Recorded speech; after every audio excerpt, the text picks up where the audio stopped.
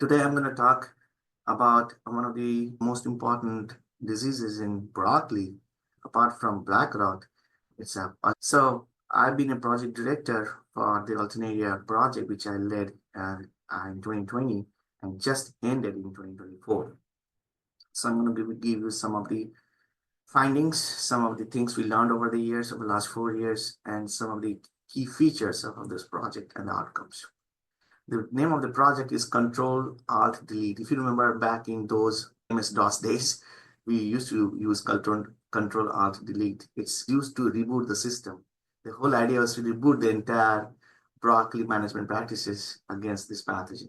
So the title of my talk is Comprehensive Toolkit for Alternative Blight and Head Rot Management in the United States, in the Eastern United States. This project is for the Eastern broccoli producers, because in 2015 and onwards, we had several outbreaks of Alternaria leaf blight and head rot in Florida, Georgia, Carolinas, Virginia, Delaware, New York, and Connecticut. So it was all throughout the East Coast. So if you look at the symptoms here, this is the nice classical symptom on the broccoli leaf. You can see nice concentric rings. As the disease progresses, the lesions will become bigger and we'll see short holing. This is a typical symptom of the pathogen. The symptom always starts from the bottom leaves, and as the disease progresses, it will move up. Once it gets onto the head, even a single spot under favorable conditions can rot the entire head. And if you talk to the retailer, they cannot tolerate a single spot on the head. So as I mentioned, we had several outbreaks in entire East Coast in broccoli, and it was quite severe. There was an estimate made by some of our economists that we lost 8 to 25% throughout the East Coast during 2015 to 2020. It is multi-million-dollar losses. And over the last 4 or 5 years, we found a noticeable reduction in disease suppression due to the use of azoxystrobin. So azoxystrobin has been the mainstay for controlling Alternaria in broccoli and brassicas. But last 5 to 7 years, we have seen continuous reduction in its sensitivity in a field use. So that's the reason this project was necessary.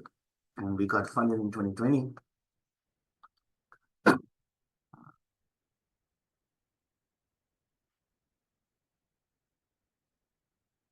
So the first question we asked, well, are we seeing a different Alternaria? Why we are seeing such a severe outbreak from 2015 onwards? This pathogen has been there for 50 years, and we had this problem, but we never had such a severe problem. So our question is, are we dealing with the same pathogen, or are we dealing with a different pathogen, or are we dealing with a different species of the pathogen? So traditionally, the pathogen that caused Alternaria leaf spot is Alternaria brassicicola or Alternaria brassicae in the East Coast. So we wanted to see what we are dealing with. So we conducted a quite comprehensive survey in the growers field in 4 eastern states in the United States, including Florida, Georgia, Delaware, New York, and Connecticut. And what we found, the major causal organism of Alternaria in the East Coast is Alternaria brassicicola. We also found in some cases Alternaria japonica, but you can see here 85.5% of the isolates from Georgia, Virginia, and New York, they were brassicicola. And we had a fraction, 15% of the isolates were identified as japonica, but more or less we found the brassicicola is the major contributor of this disease. And traditionally it has been that. So there's no change in the species. So we wanted to see how different these new isolates with respect to their pathogenicity or aggressiveness in broccoli. So conducting a pathogenicity assay in broccoli, in the entire broccoli plant, we have tried those and we have seen such a variable results that we could not repeat. So one of the postdocs in my lab devised a nice detached leaf assay where we take a detached leaf of a broccoli plant, a 3-week-old broccoli plant, and put an agar plug. And if the pathogen is aggressive, it will form a nice lesion. You can see as evidence on the left panel. And if the pathogen is non-pathogenic or less aggressive, you can see no lesion or a very less necrotic spot. So using this bioassay, we characterize the aggressiveness of all the isolates collected in the 4 eastern states on kale, collard, cabbage, and broccoli. After characterization, we found close to 70% of the isolates we collected, they're indeed highly aggressive on broccoli, and rest of them are either moderately aggressive or less aggressive.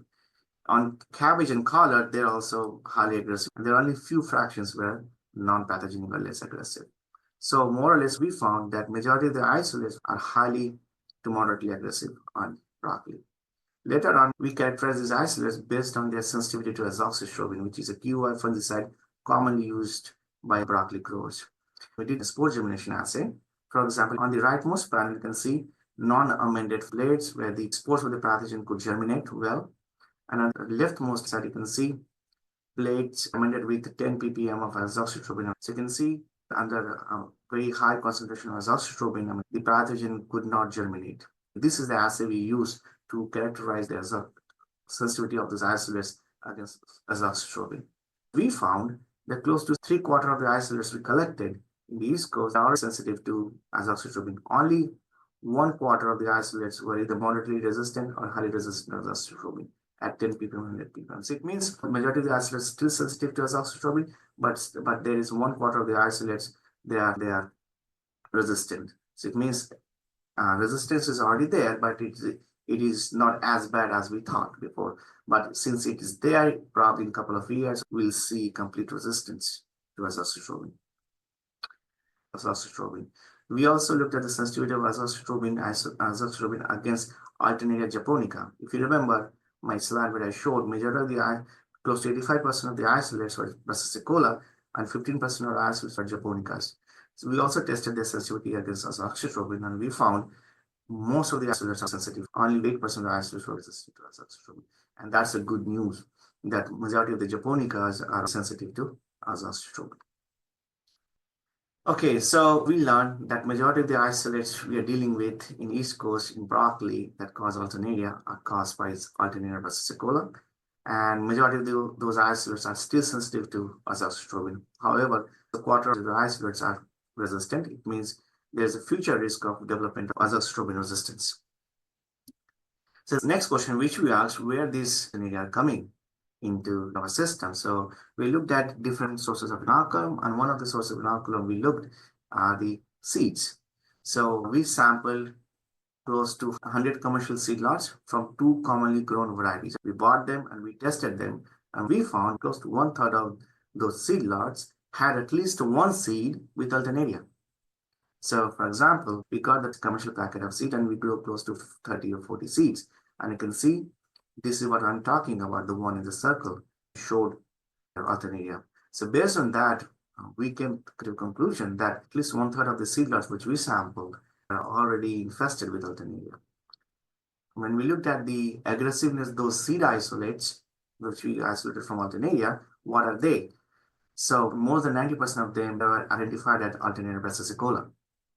And when we looked at their aggressiveness on broccoli, we found close to 94% of the isolates were either highly aggressive or moderately aggressive on broccoli. So to make a long story short, we are finding a lot of commercial seeds. Alternaria brassicicola is being circulated, and those Alternaria brassicicola are either highly aggressive or moderately aggressive to broccoli. Now, the next question is, what is the sensitivity of those seed isolates against azoxystrobin? So we did the assay we showed you before, and this is some of the examples over here. On the leftmost panel, you can see the control plates where everything would grow. All this conidia could germinate. On the rightmost side, it's a highest concentration of azoxystrobin, it's 100 ppm. So using that assay, we found close to 15% of the isolates from the seeds had reduced sensitivity to azoxystrobin. So that's a big deal because that shows potentially the Alternaria brassicicola isolates, which are highly aggressive in broccoli, with a reduced sensitivity to azoxystrobin, are being circulated in commercial broccoli seeds. Moreover, apart from azoxystrobin, our growers also rely on group 7s like Indura, Pontalis, and Fluparum. Indura is boscalid, and Pontalis is pentylpyrite. Fluparum is commercially sold as Luna. So we wanted to see the sensitivity of the seed isolates against these group 7s. And this is the assay where we tested 0.01 ppm to 50 ppm. Resistant isolates could grow up to 50 ppm, where sensitive isolate could not grow beyond 1 ppm. This is penthiopyride, similar assay. Resistant isolate could go up to 10 ppm, and sensitive beyond 1 ppm or 0.1 ppm. And and this is fluparam. We did find very few fluparam resistant isolates, but one or two which we found could grow up to 1 ppm but could not grow beyond 10 ppm. But I'm going to give you the overall gist. We found that majority of the isolates were resistant, had a higher EC50 values for penthiopyrite or Fontelis, whereas majority of the isolates are still sensitive for Luna. Okay.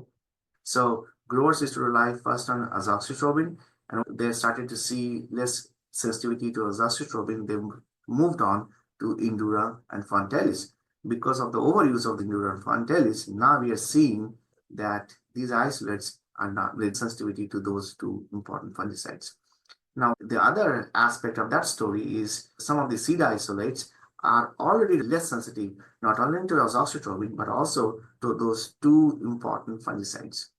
Anyways, we also compared the resistant isolates with the sensitive isolates, and we found a known mutation of H134R that confer resistance to fungi against group 7 in those seed isolates that showed resistance to SDHI, to particularly penthiopyrite and boscalid.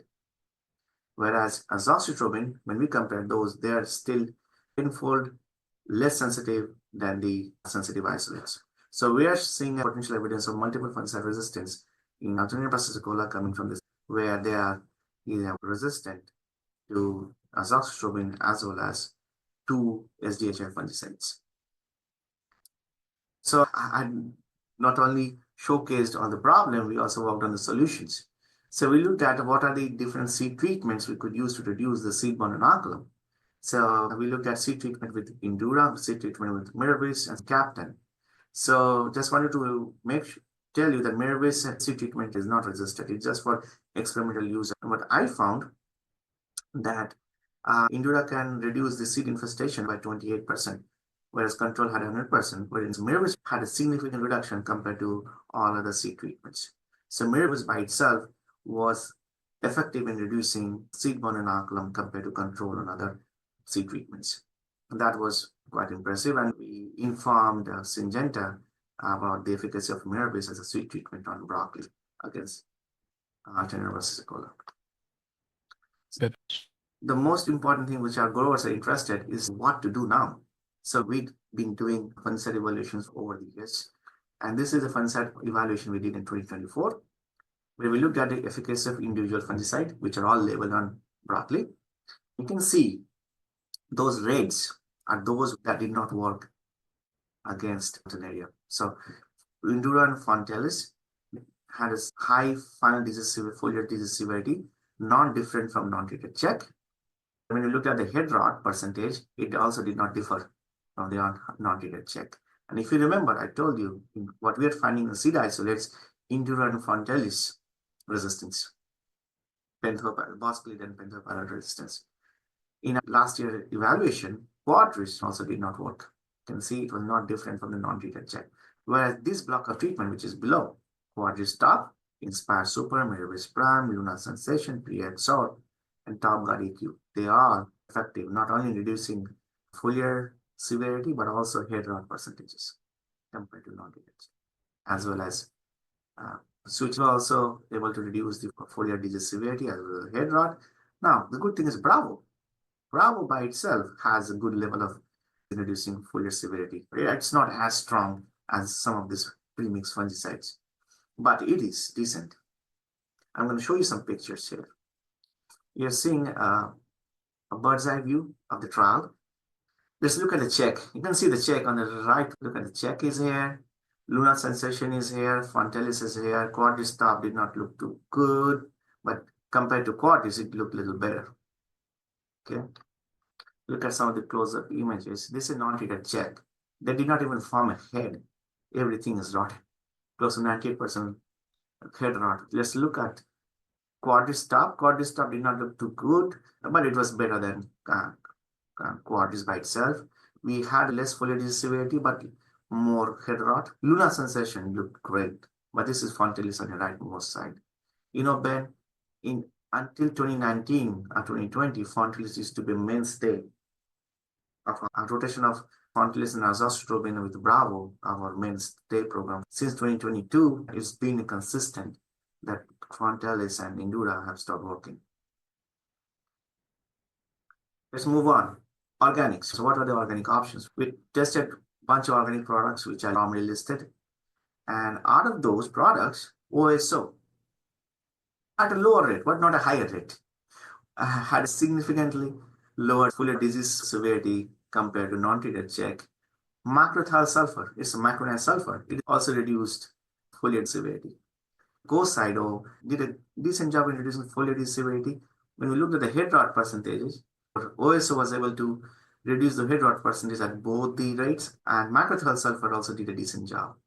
Okay, but look at the whole group of treatments which are below, like Lifeguard, Coside 3000, Howler, and Thea did not have any role to play. I'm going to show you some pictures. This is a check plot. Look at double nickel. It's gone. Nothing is left. Look at the OSO. This is macronized sulfur, and this is double nickel here. Now, I want to show you a slide where I did the conventional and organic fungicide trials side by side, and you can see a clear difference. On the rightmost side is all the conventional products, and the leftmost side is all the organic products. Even the strongest organic product did not look as good as the conventional products. So that's why it's not a fair comparison when you compare organic products with some of the conventional products. But among the organic products, I would say if a grower can rely on OSOs and macrothiol sulfur, probably a little bit of Coside 3000, they should be able to reduce the foliar disease severity. And apart from that, I'm going to show you where cultural practices, choices of varieties, irrigation practices play a big role. So we did a group of fungicide program, if you rotate in a certain way, to reduce foliar disease severity as well as head rot. Now, based on plant physiology, we also found how to use these fungicide programs. Okay, we always see the infection starting from the lower leaves.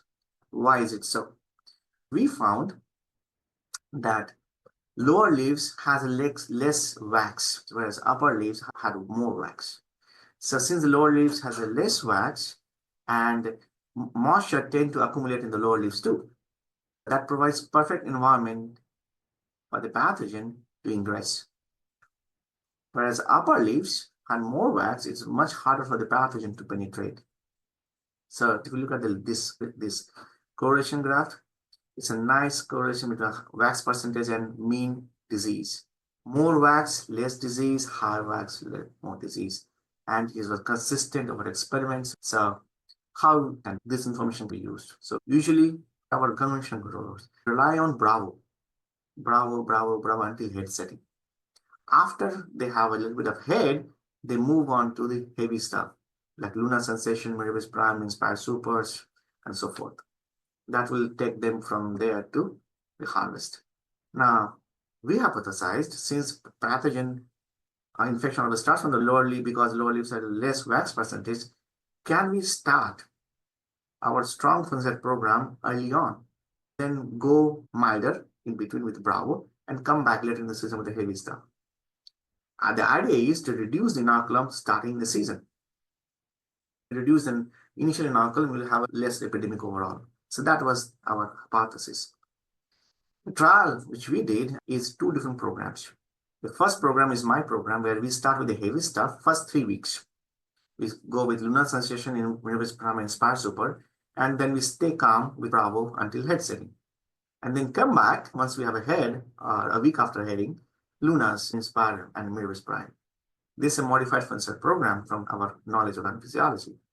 And the next program is our traditional program where our growers rely on Bravo from the start, and just after head setting, they rely on the heavy stuff.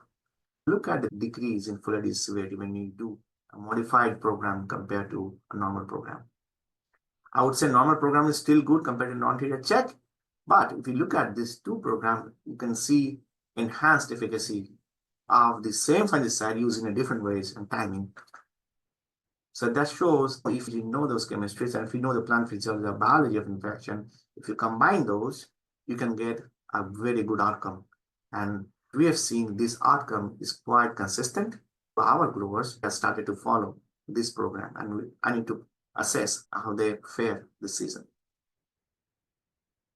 Any question?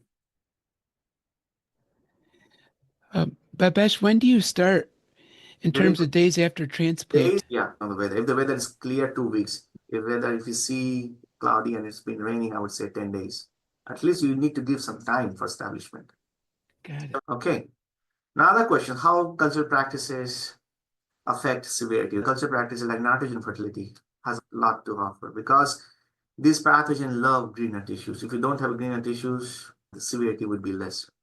We do not know susceptibility across all the commercial cultivars abroad. And we also do not know how the irrigation regimes, for example, overhead versus drip impact severity.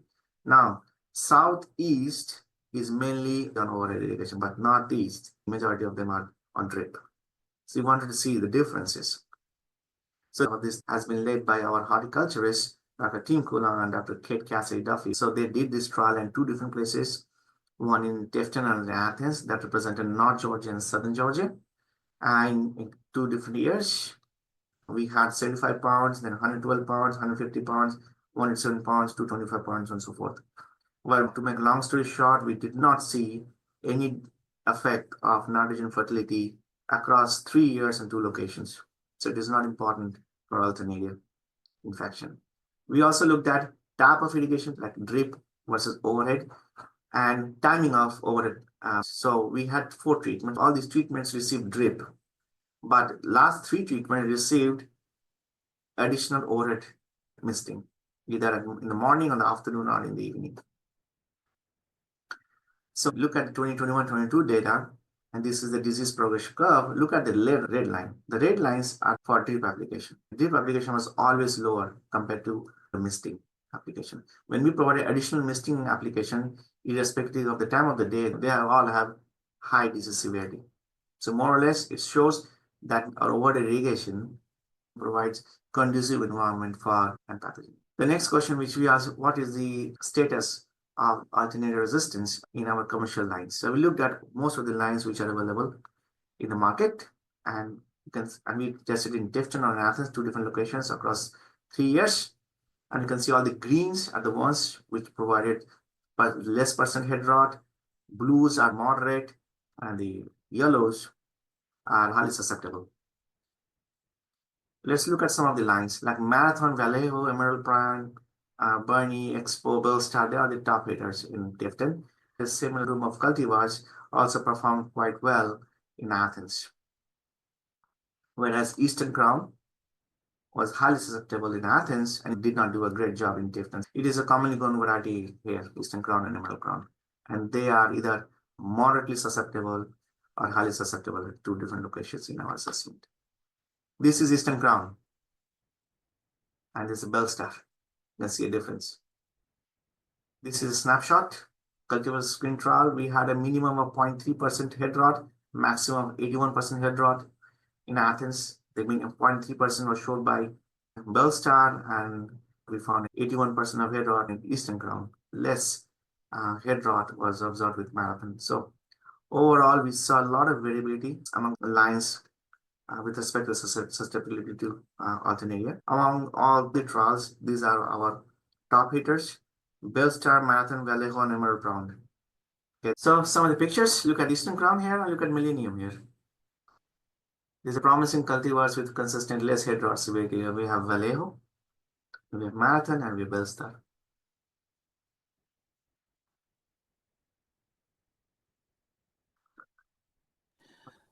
All the information which, go ahead. All this information which I mentioned are listed in our Control Alt Delete webpage, where we have our project reports, our surveys, our overviews, and everything. In conclusion, what did we learn? First point, the majority of disease is caused by Alternaria brassicicola. Majority of them are either highly aggressive or moderately aggressive. Third, the majority of the isolates are still sensitive to Quadris or azoxystrobin, but quarter of the isolates are resistant. It means resistance might be coming. When we looked at the sources of inoculum, we found seeds could be a vehicle for the movement of this pathogen across different regions.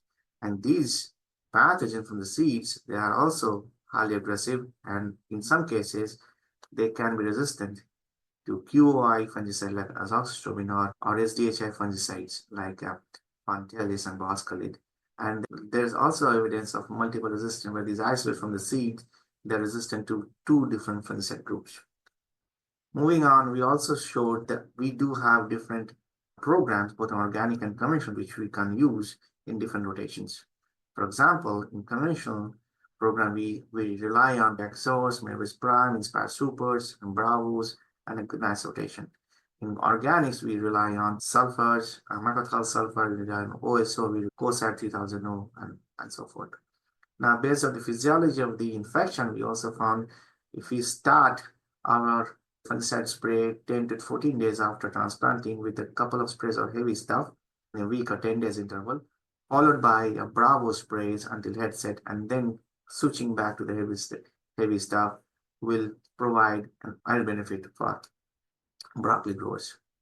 The other thing which we found, we do have a list of varieties that showed good promise with reduced infection to Alternaria. We also showed that overhead irrigation promotes the development of Alternaria, whereas drip irrigation is always preferred. And that's it.